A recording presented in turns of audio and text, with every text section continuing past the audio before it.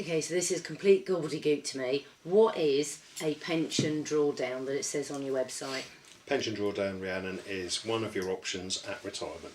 And the thing about it is that when you get to retirement, you have to make a decision.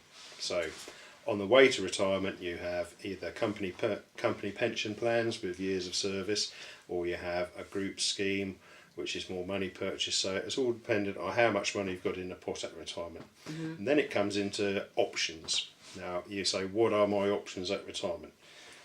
There's two real key clear-cut choices. You either have an annuity, which is a big decision, and the decision of an annuity is what do I want my money to buy me? So you either want it to buy you, if you're married, a pension for yourself and a pension for your wife or husband. Mm-hmm.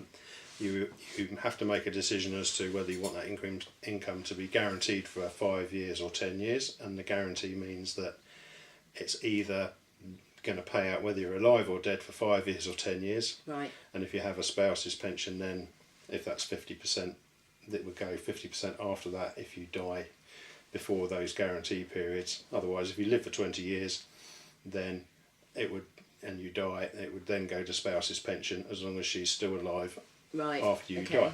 But that's a very, very big decision, because if you buy an annuity and your wife or husband dies before you, then you've bought a benefit that's of absolutely no use at all.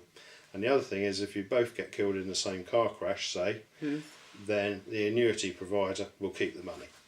Right. So it's a bit like reverse life insurance in the fact that the older you are, the iller you are, the better deal they're going to give you. But the more bits you bolt on, the less you're going to get. Right. So if you have one that increases, the first thing you're going to do is start off with less money at the beginning. Mm-hmm. Whereas an income drawdown, the money stays invested first off, and you draw down the income from the fund. Right. So the idea is that you can still have your tax-free cash, which is now called the pension commencement lump sum, but tax-free cash is what everybody thinks of it as, and you can still have that. And with a drawdown, which is now called unsecured pension, you can have from zero income to the maximum. So you might not need all of your income, and you can take these from annuities from 50 to 75. And the issue about it is, if you were to die, then the remainder of the fund can come back into the estate less 35% tax, because there's always tax to pay. But you don't lose that pot of money. You can leave that money in the estate, and then it'll go to your children? Yeah, and effectively it'll come back into your estate less the 35% tax, because you get tax relief on the money on the way in a pension, and you get tax on the way out. But so all that money that you've been putting into the pension pot hasn't gone to waste in that case? Well, no, but you don't make that big decision, and you can make that big decision later in the fact that there's a risk element to the drawdown, in the fact that the funds itself can go up and down in value, but then that's down to smart management, which is what we help with. On our website you can see the fund value on a daily basis, so there's no big secrets about it. You can check up on it. You can check up on us and make sure we're doing a good job. But the point of it is that you don't have to make that big decision. If you want to make the big decision in 5 years' time, because annuity rates are better, then you can do, and you can take it all the way to age 75 if you want, and then at 75 you can have a thing called an alternatively secured pension, which will take you beyond that. So you don't actually have to buy an annuity.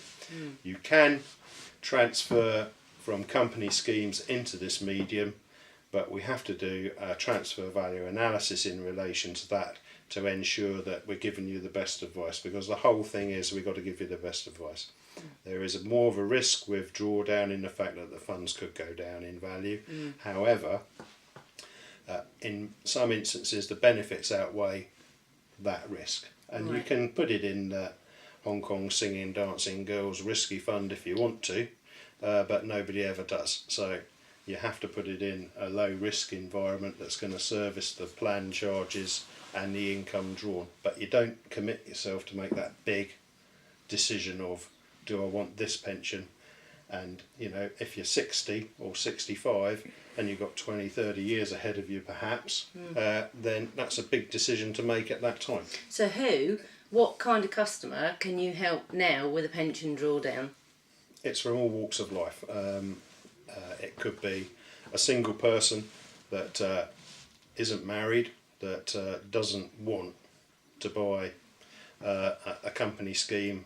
A company scheme has to buy a spouse's pension. He might not want to do that, so it might pay him to take his money out of there, buy an annuity with another provider or a drawdown plan to get a better deal. And it's all about getting a better deal. We don't know where we're going to get you the better deal until such time as we know all of the facts. Okay. So first off, we need to find out what the facts are, and then we can say, if you stay with your company pension, you're going to get that. If you do a drawdown, you're going to get that, and that's the benefit or the pitfall of that. Or this is the best annuity that you can buy. Brilliant. Thanks for explaining that. No problem. Cheers.